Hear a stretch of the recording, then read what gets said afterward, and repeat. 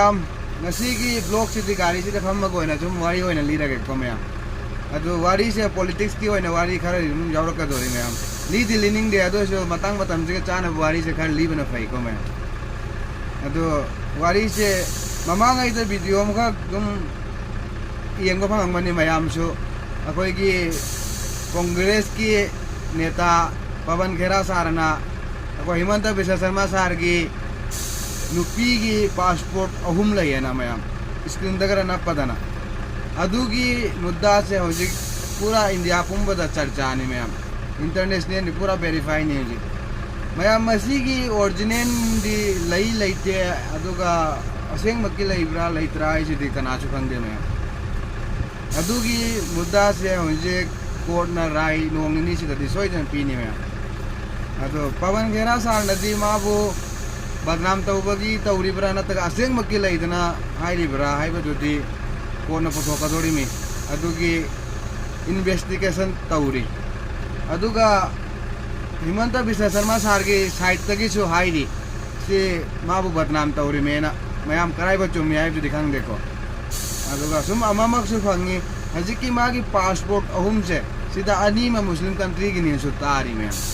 अदो मुस्लिम को मा सुजाम नु बसु यादे मुस्लिम की न्याय दामा बसुआ सुनांग दे अको सिलचरग्रा मा जगमा दा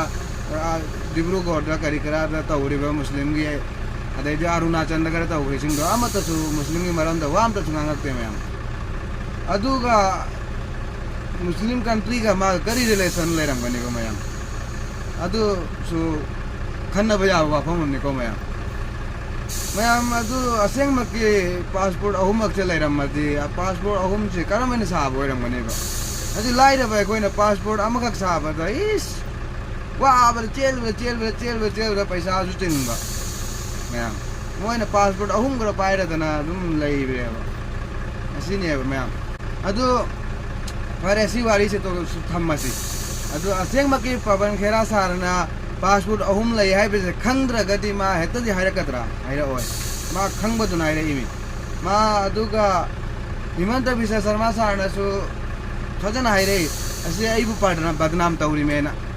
अदु मासु लेइतबदुना अदु मेना बदनाम तौरी मेना हाइरई असे कराइ न बचुंग तोरसे मे असे दि कोन पाजना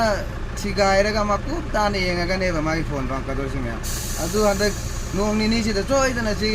पावसे फंगनी मे अदुगा आई अनिमकुसु सपोर्ट तौजब नतेको करिगिनो आइदि दुम थोकपो थौदोक्तुरी आई दुम मयामना खंगलकपने हाब अदु हंदक नोंग निनी से असम थोइबा चर्चा से सिगी वारी निको लिरैसे को मया